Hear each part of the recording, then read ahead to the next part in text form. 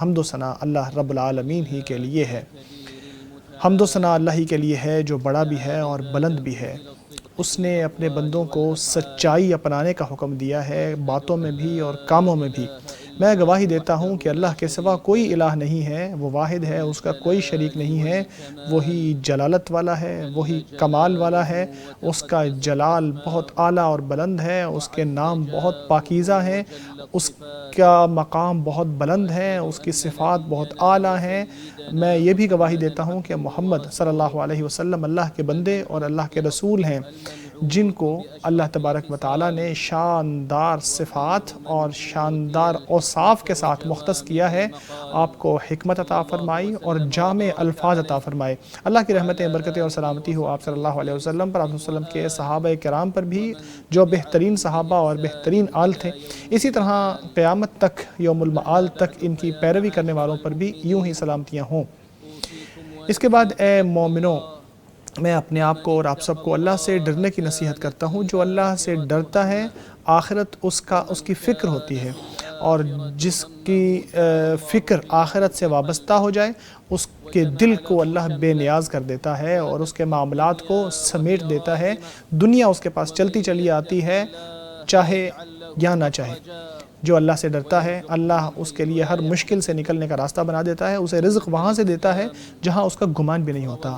اے امت اسلام، صحیح بخاری میں امام بخاری نے روایت کیا ہے کہ کعب بن مالک رضی اللہ تعالیٰ عنہ کا جو واقعہ تھا، جس میں وہ تبوک کے غزوے سے پیچھے رہ گئے تھے، اس حوالے سے وہ بیان کرتے ہیں کہ جب مجھے پتہ چلا کہ رسول اللہ صلی اللہ علیہ وسلم مدینہ منورہ سے نکل گئے ہیں، تو مجھے بہت زیادہ پریشانی لاحق ہوئی۔ تو میں ذہن میں یہ سوچنے لگا کہ میں کیا بولوں، اور بہت سارے جھوٹ میرے دماغ میں آئے، اور اس حوالے سے میں نے اپنے سمجھدار گھر والوں سے بھی مشورہ کیا کہ میں کیا جواب دوں نبی پاک صلی اللہ علیہ وسلم کو۔ آپ صلی اللہ علیہ وسلم کے بارے میں معلوم ہوا کہ وہ واپس آ رہے ہیں، تو مجھے یقین ہو گیا کہ میں کوئی جھوٹ بول کے آپ صلی اللہ علیہ وسلم سے کبھی نہیں بچ سکتا۔ تو جب آپ صلی اللہ علیہ وسلم تشریف لائے، آپ صلی اللہ علیہ وسلم جب تشریف لاتے تو سب سے پہلے مسجد میں جایا کرتے تھے، وہاں جا کے 2 رکعت نماز ادا کیا کرتے تھے۔ آپ نے یوں ہی کیا اور پھر لوگوں کے سامنے تشریف فرما ہو گئے۔ کعب بن مالک رضی اللہ تعالیٰ بیان کرتے ہیں، میں رسول اللہ صلی اللہ علیہ وسلم کے پاس گیا اور جا کے میں نے سلام کیا، تو آپ صلی اللہ علیہ وسلم نے ایک ایسا میسج دیا، مسکراتے ہوئے اپنے غصے کا اظہار کیا۔ میں چلتا ہوا آیا، آ کے آپ صلی اللہ علیہ وسلم کے سامنے بیٹھ گیا۔ آپ نے مجھ سے پوچھا، تم پیچھے کیوں رہ گئے تھے؟ تم نے قسم نہیں کھائی تھی کہ میں آپ کے ساتھ دوں گا آپ کا؟ میں نے کہا، اللہ کی قسم، اگر دنیا والوں کے پاس میں کسی اور کے پاس بیٹھا ہوتا تو مجھے پتا ہوتا کہ میں جھوٹ بول کر یہاں سے بچ جاؤں گا، لیکن مجھے جھوٹ بولنے کی مہارت بھی ہے، بہت بات بنانا بھی جانتا ہوں، اور میں جانتا ہوں کہ اگر میں نے آج جھوٹ بول دیا اور آپ اس کی بنیاد پر مجھ سے راضی ہو گئے تو قریب ہے کہ اللہ آپ کو مجھ سے ناراض کر دے، لیکن اگر میں نے آپ کے ساتھ سچائی اختیار کی اور آپ مجھ سے ناراض ہو گئے تو اللہ تبارک و تعالیٰ میرے لیے کوئی نہ کوئی عذر ضرور بنا دے گا۔ میرا کوئی عذر نہیں تھا، میں بڑے اچھے حالات میں تھا جب میں آپ کے اس مارکے سے پیچھے رہ گیا۔ جب آپ صلی اللہ علیہ وسلم نے یہ بات سنی تو آپ صلی اللہ علیہ وسلم نے فرمایا کہ اس نے تو سچ بول دیا، اٹھ جاؤ جب تک اللہ تبارک و تعالیٰ آپ کے بارے میں کوئی فیصلہ نہ کرتے۔ آپ صلی اللہ علیہ وسلم نے میرے بارے میں اور میرے 2 ساتھیوں کے بارے میں یہی فیصلہ کیا۔ پھر آخر اللہ نے ہماری توبہ قبول کی۔ پھر جب میں آپ صلی اللہ علیہ وسلم کے پاس آیا، آ کے مسجد میں سلام کیا، تو آپ صلی اللہ علیہ وسلم کا چہرہ چمک رہا تھا، پتہ چل رہا تھا کہ آپ بہت خوش ہیں۔ آپ نے فرمایا، خوش ہو جاؤ، یہ تمہارا وہ بہترین دن ہے، جب سے تم پیدا ہوئے ہو تمہارا یہ بہترین دن ہے۔ میں نے کہا، یہ آپ کی طرف سے ہے یا اللہ کی طرف سے؟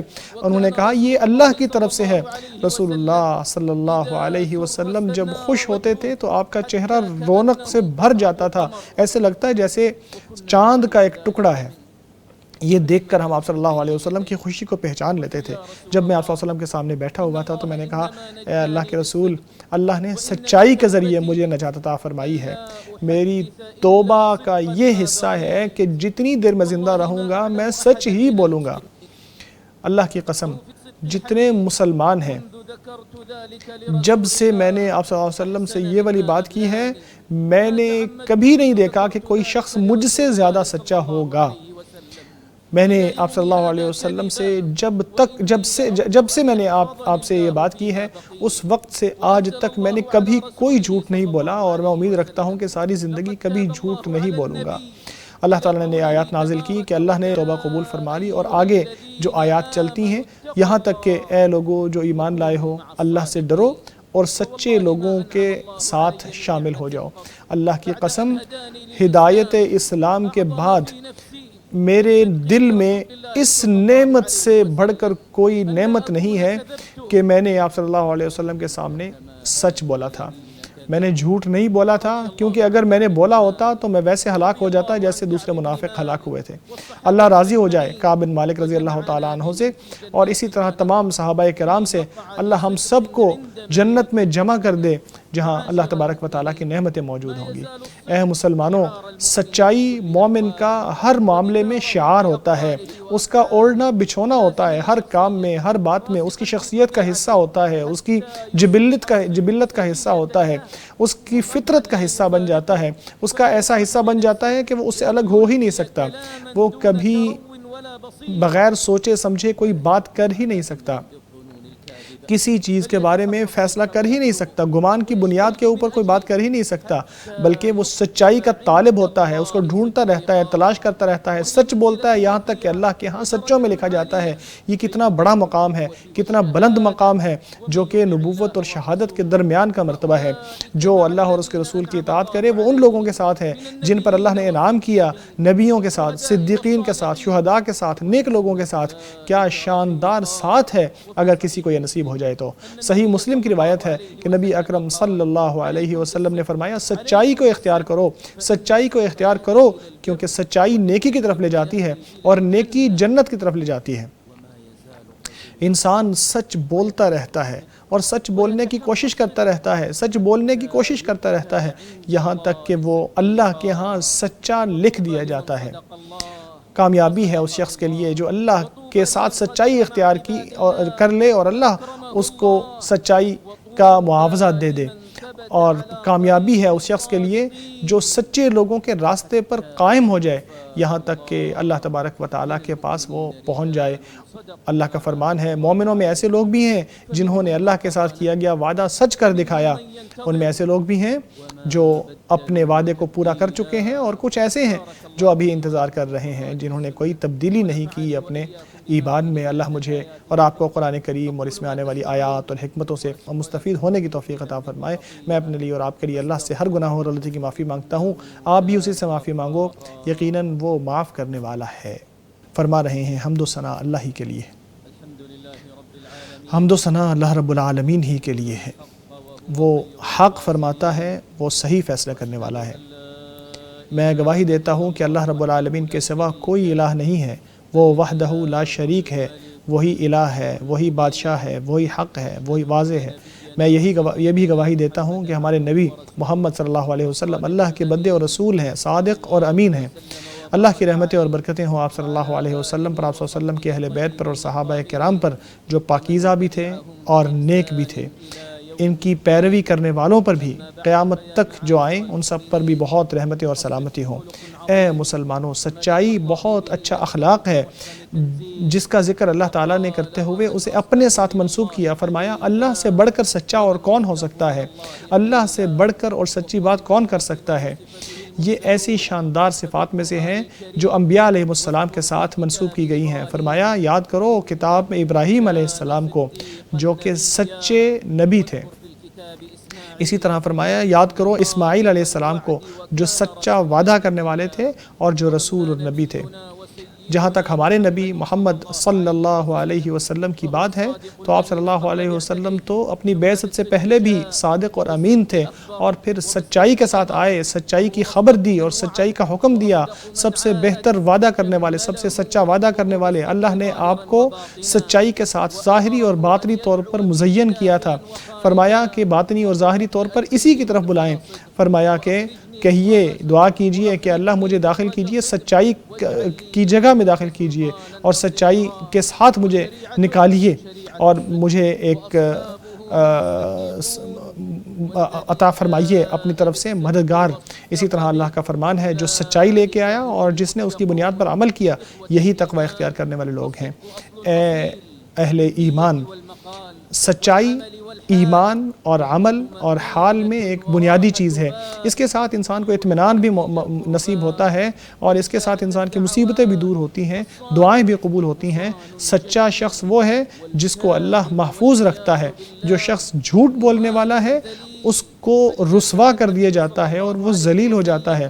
نبی اکرم صلی اللہ علیہ وسلم جھوٹ کی مذمت کیا کرتے تھے، چاہے وہ چھوٹے سے چھوٹا جھوٹ ہی کیوں نہ ہو، اس کی حوصلہ شکنی کرتے تھے، چاہے کسی چھوٹے بچے کے ساتھ ہی کیوں نہ بولا جائے۔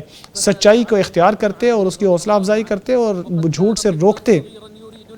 ایک چھوٹے صحابی تھے، وہ بیان کرتے ہیں کہ میری ماں نے مجھے ایک دن بلایا اور نبی اکرم صلی اللہ علیہ وسلم ہمارے گھر میں تشریف فرما تھے، تو ماں نے کہا ہاں ادھر آؤ میں تمہیں یہ دیتی ہوں۔ تو نبی اکرم صلی اللہ علیہ وسلم نے فرمایا تم اس کو کیا دینا چاہتی تھی؟ اس نے کہا میں اس کو کھجور دینا چاہتی تھی۔ آپ صلی اللہ علیہ وسلم نے فرمایا اگر تم نے اس کو کچھ نہ دینا ہوتا تو یہ بات آپ کے خلاف ایک جھوٹ لکھ دیا جاتا یا تمہارے اعمال میں جھوٹ لکھ دیا جاتا۔ اسے اہل علم نے سنن میں روایت کیا ہے۔ تو جھوٹ کے اندر کوئی تہاون نہیں کرنا چاہیے۔ جھوٹ کا اگر دروازہ کھل جائے تو اسے بند کرنا مشکل ہو جاتا ہے۔ صحیح مسلم کی روایت ہے کہ آپ صلی اللہ علیہ وسلم نے فرمایا جھوٹ سے بچو، کیونکہ جھوٹ گناہ کی طرف لے جاتا ہے اور گناہ جہنم کی طرف لے جاتے ہیں۔ انسان جھوٹ بولتا رہتا ہے اور جھوٹ بولنے کی کوشش میں رہتا ہے یہاں تک کہ وہ اللہ کے ہاں جھوٹے لوگوں میں شامل کر دیا جاتا ہے۔ نبی اکرم صلی اللہ علیہ وسلم نے جھوٹ سے روکا اور بچایا، یہاں تک کہ چاہے وہ مزاح کے طور پر ہی کیوں نہ ہو یا کھیل کے طور پر ہی کیوں نہ ہو۔ آپ صلی اللہ علیہ وسلم صحابہ سے مذاق کیا کرتے تھے لیکن کبھی جھوٹ نہیں بولتے تھے۔ مسند احمد کی روایت ہے کہ نبی اکرم صلی اللہ علیہ وسلم نے فرمایا ہلاکت ہے اس شخص کے لیے جو جھوٹ بولتا ہے تاکہ لوگوں کو ہنسائے، ہلاکت ہے اس کے لیے، ہلاکت ہے اس کے لیے۔ اے مسلمان اور مومن بھائیوں، جھوٹ کا موضوع جتنا بڑا ہوتا ہے اتنا ہی خطرناک بھی ہو جاتا ہے۔ خاص طور پر سوشل میڈیا اور الیکٹرانک ذرائع کی موجودگی میں یہ معاملہ اور بھی خطرناک ہوتا ہے۔ کتنی تیزی سے اس میں خبریں پھیلتی ہیں، کتنی چیزیں یا کتنی خبریں ایجاد کی جاتی ہیں اور کتنی افواہیں بڑی تیزی سے پھیل جاتی ہیں۔ معاشروں کے امن کے اوپر ان جھوٹوں کا اور افواہوں کا کتنا اثر ہوتا ہے۔ تو سمجھدار شخص کو چاہیے کہ وہ اس چیز سے بچے، اس جھوٹ سے بچے۔ ایسا نہ ہو کہ وہ جھوٹ بول کر دشمنوں کے ہاتھ میں کھیلنا شروع کر دے اور اپنے ملک اور اپنے وطن کو نقصان پہنچانا شروع کر دے۔ آپ صلی اللہ علیہ وسلم نے فرمایا کہ انسان کے جھوٹے ہونے کے لیے اتنا ہی کافی ہے کہ وہ ہر سنی سنائی بات کو آگے بیان کر دے۔ تو بھلا اس شخص کا کیا حال ہوگا جو خود جھوٹوں کو گھڑتا ہے، خود افواہیں تیار کرتا ہے۔ یہ تو بہت بڑی وعید اس کے لیے آئی ہے کہ نبی اکرم صلی اللہ علیہ وسلم کی خواب کے حوالے سے آپ صلی اللہ علیہ وسلم نے جو دیکھا اس حوالے سے کہ آپ صلی اللہ علیہ وسلم نے دیکھا کہ ایک شخص کو جو اس کا چہرہ ہے اس کو بار بار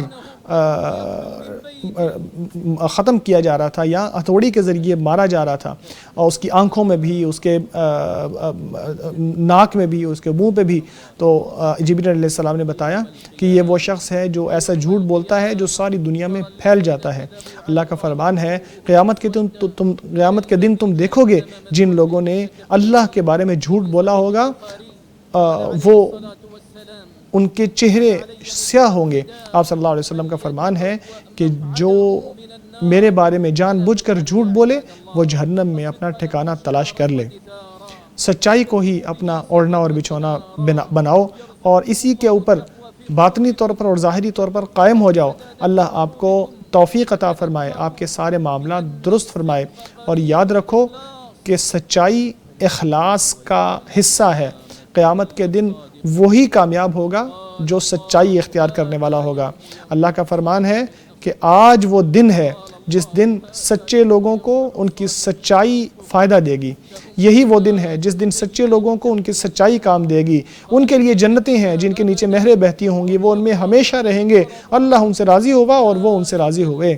یہی بہت بڑی کامیابی ہے۔ سنو، سچے اور جن کی بات کو سچ بتایا گیا ان کے اوپر درود و سلام بھیجو۔ اللہ نے فرمایا اللہ اور اس کے ملائکہ نبی پر درود بھیجتے ہیں، اے لوگو جو ایمان لائے ہو تم بھی ان پر درود و سلام بھیجو۔ اے اللہ محمد صلی اللہ علیہ وسلم پر اور آپ صلی اللہ علیہ وسلم کی بیویوں پر، آپ کی نسل پر اس طرح رحمت نازل فرما جس طرح تو نے ابراہیم اور آل ابراہیم پر برکت نازل فرمائی تھی۔ اے اللہ آپ صلی اللہ علیہ وسلم پر برکت نازل فرما جس طرح تو نے ابراہیم اور آل ابراہیم پر برکت نازل فرمائی تھی۔ یقیناً تو بڑا قابل تعریف اور بزرگی والا ہے۔ اے اللہ خلفائے راشدین سے، ابو بکر، عمر، عثمان اور علی سے اور تمام صحابہ کرام اور تابعین سے راضی ہو جا، اور قیامت تک ان کی پیروی کرنے والوں سے راضی ہو جا۔ اے اللہ اپنا خاص فضل و کرم اور احسان فرما کر ہم سب سے بھی راضی ہو جا۔ اے اللہ اسلام اور مسلمانوں کو عزت عطا فرما۔ اے اللہ اسلام اور مسلمانوں کو عزت عطا فرما۔ اے اللہ اسلام اور مسلمانوں کو عزت عطا فرما۔ اے اللہ اس ملک کو امن والا بنا دے، سکون والا بنا دے، چین والا بنا دے۔ اسی طرح تمام مسلمان ممالک کو بھی سکون اور چین والا بنا دے۔ اے اللہ ہمارے حکمرانوں کی اصلاح فرما۔ اے اللہ حق کے ساتھ ہمارے حکمران کی تائید فرما۔ اے اللہ ہمارے حکمران خادم حرمین شریفین کو کامیاب فرما، اس کے ولی عہد کو بھی ان کاموں کی توفیق عطا فرما جن میں اسلام اور مسلمانوں کی عزت ہے اور ملک اور قوم کی فلاح و بہبود ہے۔ اے اللہ تمام مسلمان حکمرانوں کو ان کاموں کی توفیق عطا فرما جن میں اسلام کی خیر اور فلاح و بہبود ہے۔ اے اللہ ہمارے امن کی حفاظت فرما، ہماری قیادت کی حفاظت فرما، ہمارے فوجی جوانوں کی حفاظت فرما جو سرحدوں کی حفاظت کر رہے ہیں۔ اے اللہ ان کی مدد فرما اپنے اور ان کے دشمنوں کے خلاف، تو ہی طاقتور اور تو ہی عزت والا ہے۔ اے اللہ جو ہمارے خلاف، ہمارے ملک کے خلاف، ہمارے امن کے خلاف کوئی چال چلے اس کی چال اسی پر لٹا دے۔ اے اللہ اس کی چالیں اسی پر لٹا دے۔ اے اللہ ہمارے ان بھائیوں کی پریشانی دور کر دے جو فلسطین میں ہیں۔ اے اللہ فلسطین میں ہمارے مسلمان بھائیوں کی پریشانی کو دور فرما دے۔ اے اللہ فلسطین میں ہمارے مسلمان بھائیوں کی مدد فرما، ان کی پریشانی دور فرما دے۔ اے اللہ ان کی تائید کرنے والا بن جا۔ اے اللہ ان کے شہداء کی شہادت قبول فرما، ان کے زخمیوں کو شفا عطا فرما، ان کے بھوکوں کو کھانا نصیب فرما۔ اے اللہ ان کے اور اپنے دشمن کو ہلاک کر دے، تو ہی طاقت والا ہے، تو ہی عزت والا ہے، تو ہی جلالت والا ہے۔ اے اللہ صہیونی افواج کو تباہ کر دے، غاصب صہیونیوں کو تباہ کر دے۔ اے اللہ ان کو بکھیر دے۔ اے اللہ ان کے اجتماعیت کو بکھیر دے۔ اے اللہ ان کو بکھیر دے۔ اے اللہ ان کو برائی کے چکر میں گھیر دے۔ اے اللہ مسجد اقصیٰ کی حفاظت فرما، قیامت تک اسے عزت اور بلندی والا بنا دے۔ اے اللہ پریشان حال مسلمانوں کی پریشانیاں دور فرما دے، مصیبت زدگان کی مصیبتیں دور فرما دے، قرض داروں کے قرض ادا فرما دے، ہمارے اور مسلمان بیماروں کو شفا عطا فرما دے۔ اے اللہ مسلمان مردوں اور عورتوں کو معاف فرما دے، مومن مردوں اور مومنہ عورتوں کو معاف فرما دے، چاہے وہ زندہ ہو یا فوت شدہ ہے۔ پروردگار ہمیں دنیا میں بھی بھلائی دے اور آخرت میں بھی بھلائی، اور ہمیں آگ کے عذاب سے بچا۔ پاک ہے تیرا رب عزت کا مالک ان باتوں سے جو لوگ بنا رہے ہیں۔ سلام ہے مرسلین پر، اور ہر طرح کی تعریف اللہ رب العالمین ہی کے لیے ہے۔ ناظرین مکی خطبہ مکمل ہوا ہے، اب چھوٹے سے وقفے کے بعد مدنی خطبے کے ترجمے کے ساتھ حاضر ہوتے ہیں، ہمارے ساتھ رہیے گا۔